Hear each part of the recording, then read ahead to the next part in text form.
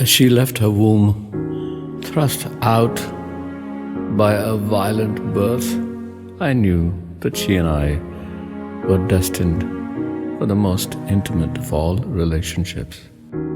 Time stood still as I watched her inexorably sail towards me, so she and I would join in one final embrace to complete an event born in eternity.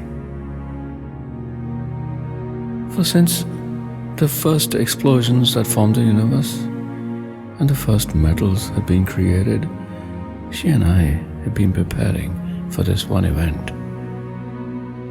How many forms must she have taken? How many hands must have shaped her?